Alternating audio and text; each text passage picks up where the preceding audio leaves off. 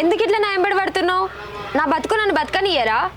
అరే దివ్య, మంచిగా చెప్తున్నా, సప్పుడియాకి ఇంటికి రా, బావని పెళ్లి చేసుకో. మామ, నాకు ఆల్రెడీ పెళ్ళి అయింది. నువ్వు ఇంకోసారి భావం చేసుకో అన్నావు అనుకో, కేసు పెట్టాల్సి వస్తా చెప్తాను.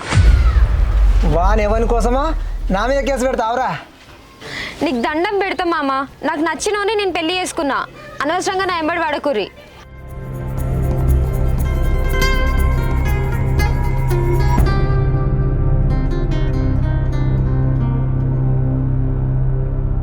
కొడుకు కోడలు ఇంటికి వచ్చిరని సంబరపడుతున్నావా? మాతో పెట్టుకున్నోడు ఎవడు బాగుపడలే బతకలే. ఏందా బెదిరిస్తావు? నా కొడుకుని ఏం చేస్తావు? చంపుతావా? మా ఇంటి పరువు తీసిరు మీరు, మమ్మల్ని బతుకున్న శవాలని చేసిరు. ఏదో ఓ రోజు నీ కొడుకుని చంపకపోతే చూడు.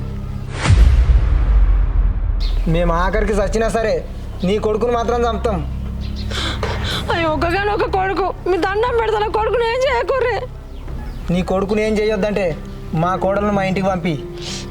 నా కొడుకు నా మాట వింటాడా? ఇద్దరు కలిసి లేచిపోయి పెళ్లి చేసుకుండ్రి. ఇప్పుడు నేను చెప్తే తింటాడా నీ కోడలు చూతా? నా కొడుకు తిన్నాడు, ఎట్లా తోలాలి? మా కోడలు మా ఇంటికి వచ్చిందా, నీ కొడుకుని ఏం చేయం. మా కోడలు మా ఇంటికి రాకపోయింది అనుకో, నీ కొడుకుని చంపుతాం. నీ ఇష్టం ఇక.